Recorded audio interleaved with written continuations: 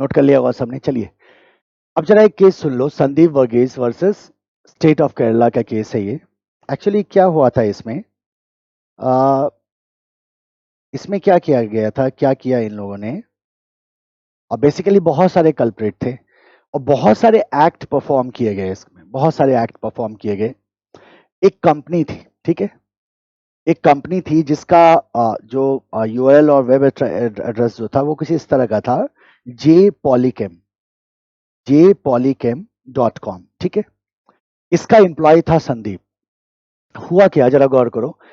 कैसे cheating by पर्सनेशन कैसे हो सकता है। चीटिंग बाय पर्सनेशन का मतलब होता है पर्सनेशन के थ्रू चीट करना, मतलब आप अपने आप को पोज कर रहे हैं एज समवन एल्स। तो आप मान लो एक्स हो लेकिन आप वाई दिखा रहे हो खुद को, आप कह रहे हो कि नहीं मैं एक्स नहीं हूं, मैं वाई हूं, जबकि आप कौन हो, आप एक्स। इसको चीटिंग बाय पर्सनेशन कहते हैं। कंप्यूटर रिसोर्सेज में जब कंप्यूटर पे इंटरेक्शन होता है, ऑनलाइन इंटरेक्शन होता है, तो चीटिंग बाय पर्सनेशन बहुत आसान हो जाता है, क्योंकि आप फेस टू फेस नहीं मिल रहे होते, तो सामने वाले को पता नहीं होता वो किसके साथ कम्युनिकेट कर रहा होता है। इसी का फायदा संदीप ने उठाया था। इसने क्या किया सुनो, jpolycam.com, jpolycam नाम की कंपनी थी, ये उनका वेब एड्रेस था। हम वेब एड्रेस की बात कर रहे हैं क्योंकि हम साइबर क्राइम की बात कर रहे हैं। तो इस कंपनी ने संदीप को किसी कारण से फायर किया, जॉब से निकाला। जब इसने जॉब से निकाला तो ये जो शख्स था ये कुछ ज्यादा ही परेशान हो गया और इसने इस कंपनी के खिलाफ काम करने की सोची।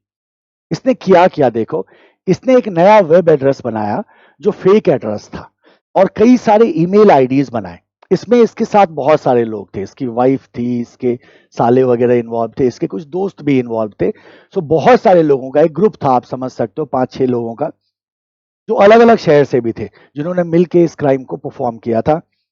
इसने क्या किया, एक नया वेब एड्रेस बनाया और जैसे jpolycam.com ये एक्चुअल था, ये रियल था, ये कंपनी का एड्रेस था, तो इसने क्या किया, एक नया एड्रेस बनाया और उसका नाम इस तरह से कर दिया jplycam.com .org। अब जरा देखो .com.org क्या किया इसने, ये एक वेब एड्रेस बना दिया jplycam.org। तो क्या लग रहा है, दोनों बहुत सिमिलर लग रहा है ना, दोनों सिमिलर। लेकिन ये क्या था, ये फेक आईडी था। इसके बाद इसने क्या किया, इस वेबसाइट से एसोसिएटेड बहुत सारे ईमेल्स बनाए और फिर संदीप वर्गीज ने क्या किया, जे पॉलीकेम के खिलाफ इसके वेंडर्स को, इसके कस्टमर्स को और इसके बैंक्स को ईमेल भेजना शुरू किया on the behalf of directors.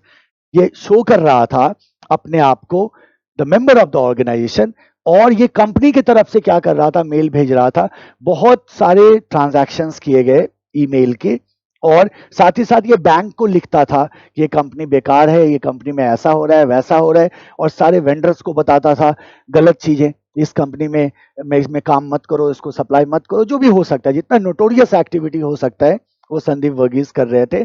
jpolycam.org website बना के, बहुत सारे फेक ईमेल आईडी बना के, और वो भी ईमेल आईडी अलग अलग शहर में बनाए गए। जैसा मैंने आपको कहा था कि बहुत सारे लोग इस प्रोसेस में क्या थे, इन्वॉल्व थे। इसका परिणाम क्या हुआ, जरा गौर करो कि जे पॉलीकेम ने बहुत ज्यादा अपना गुडविल लूज किया। धीरे धीरे इसके कस्टमर्स टूटते चले गए, बैंक्स का भरोसा इन पे डगमगाया, है ना, इनके वेंडर्स इनसे टूटने लगे। सो अल्टीमेटली ये देखा गया कि करोड़ ऑफ मतलब रुपए का इसको क्या हुआ, नुकसान हुआ, करोड़ों का इसको नुकसान हुआ। And at last they collapsed. Company क्या हो गई, कोलैप्स्ड हो गई, दे फेल टू ऑपरेट, और वो काम ही नहीं कर पे आगे, कंपनी बंद हो गई। नाउ क्या हुआ जरा बताओ, क्या संदीप वर्गीस jpolycam.org.com के आधार पे बात कर रहा था क्या, नहीं।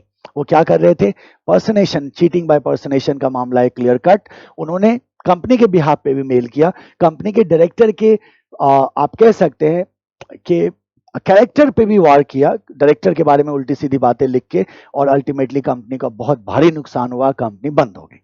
So this is clear cut case of what, 66D, जहां चीट किया जा रहा है बाय पर्सनेशन। आप जो शो कर रहे हैं आप हैं नहीं।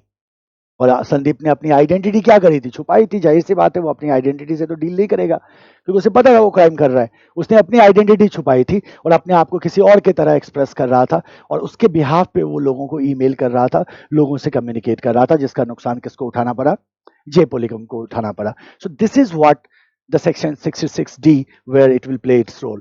हम क्या कह रहे हैं, clear cut cases of cheating by personation का, कंप्यूटर रिसोर्सेज का इस्तेमाल किया गया है, ईमेल्स का इस्तेमाल किया गया है, फेक ईमेल आईडीज बनाए गए थे, फेक ईमेल आईडीज का इस्तेमाल किया गया, फेक वेबसाइट का इस्तेमाल किया गया जिसके थ्रू इस कंपनी के खिलाफ कैंपेन चलाया गया एक तरह से, तो जाहिर सी बात है 66D क्या होगा, एप्लीकेबल हो जाएगा।